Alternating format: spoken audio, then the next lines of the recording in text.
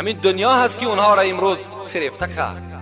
بازیچه طفل فریب این متاع دهر، بازیچه طفل فریب این متاع دهر، به عقل مردمان که بر این مبتلا شود. حضرت تفسیر حسینی میگه، حسین واعظ کاشفی، به عقل مردمان که به این مبتلا شود. اونا با عقل نیستند. کسانی که امروز بین یک خانه میکند کفایت نمیکند، دویم خانه میچسبد، سوم خانه میچسبد، چهارم یک عمر فقط امارت است.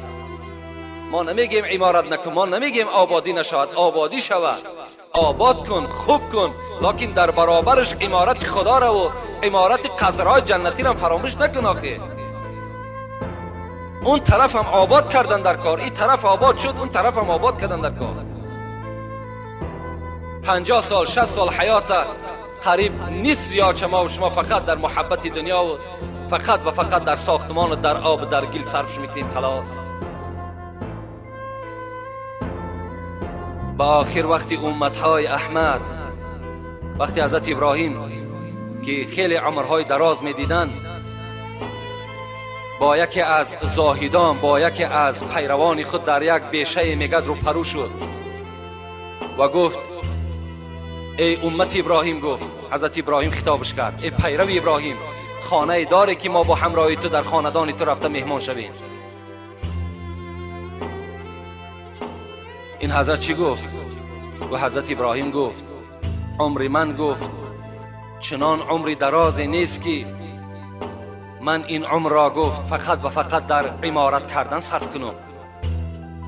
گفت ای پیر، گفت ای پیرانسال، ای مرد، ای موسفید، چند سال عمر داری؟ گفت 400 ساله هستم.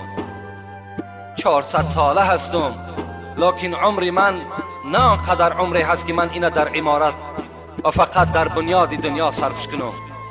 400 ساله عمر.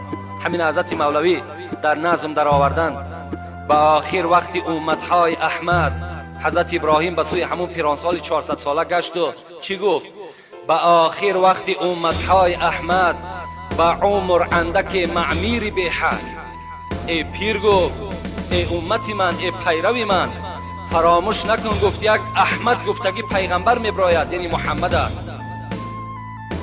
امتش بسیار عمر قلیل دارد، بسیار عمر کوتاه دارد، لیکن معمیری به حد دارد، عمارتی بسیار دارد. با عمر اندک معمیری به حد، با عمر 20 و 30 و 40 و 50 کنن معمیرهای خوب رنگین. عمرهاشون 20 سال است، 30 سال است، 40 سال است، 50 سال است، لکن چنان قصرهای دبدبناکی میکنن. بسازن قصرها در اوج رفعت، با باغ و بوستان، ایوان و مسند. چنان قصرهای میکنن که آشیانه هاش دیگر حساب کردن نمیشود. چنان باغهای آراسته میکنن که دیگر حد کنار ندارن. تو با عمری دراز 400 سال نکرده کازما، ای پیری خوشحال، تو 400 ساله مردک، 400 ساله عمر داری، چرا یک خانه برای خود بنیاد نکردی؟